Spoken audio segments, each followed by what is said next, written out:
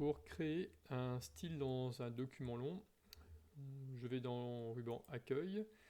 Dans le ruban Accueil, vous avez l'option des styles qui sont renseignés. Vous cliquez sur le petit carré en bas à droite des styles afin d'afficher le volet des styles sur la droite.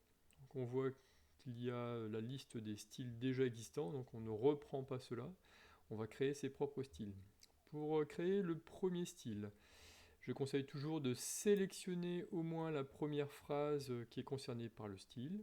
Ensuite, on va se rendre en bas de la fenêtre des styles et cliquer sur le A avec le plus. Lorsque je clique avec le A avec le plus, j'ai ma fenêtre des styles qui s'affiche et je vais dans Nom aller créer mon premier style en complétant le nom que généralement je vous donne lors d'un exercice, avec un petit chiffre derrière, histoire que dans le volet des styles, ils soient bien rangés les uns en dessous des autres et qu'on n'ait pas à les rechercher.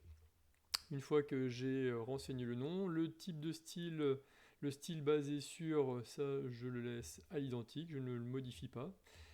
Et on va commencer la mise en forme. Dans la mise en forme, vous avez déjà une première sélection ici pour le type de la police. Vous avez la taille de la police, gras italique souligné, la couleur de la police et ici les alignements pour cette police. Ensuite, afin de compléter cette mise en forme, vous avez tout en bas le format où on retrouve police. Alors lorsque vous cliquez dessus, comme vous avez 3 petits points, ça ouvre une nouvelle fenêtre afin de venir compléter un peu plus les mises en forme. Par exemple, si vous voulez un peu plus d'espace dans la police, on peut venir ici en mettant de l'espace à l'intérieur de la police. Vous avez ensuite paragraphe.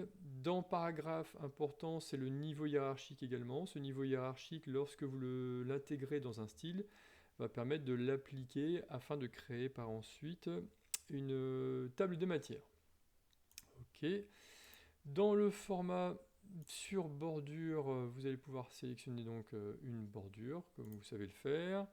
On évite d'aller dans le cadre. Lorsque je demande une bordure, ce n'est pas un cadre, c'est un peu plus difficile à gérer au niveau du cadre. La numérotation qui permet d'obtenir soit une numérotation automatique, soit une puce devant le paragraphe.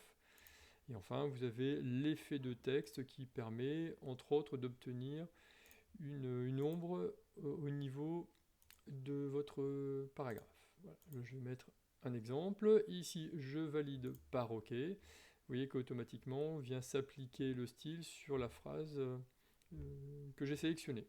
Maintenant, si vous voulez mettre une autre phrase avec le premier style, vous sélectionnez une phrase, vous recliquez sur le bouton Test 1 et vous voyez qu'automatiquement ça prend une mise en forme. Si jamais vous vous rendez compte que vous souhaitez modifier ce premier style, vous allez sur le côté droit du style, vous cliquez sur la liste déroulante, modifier, et là vous pouvez changer quelque chose dans le style. Par exemple, on va changer juste la couleur, et en changeant juste la couleur, eh bien ça change sur l'ensemble des textes qui sont concernés par ce style.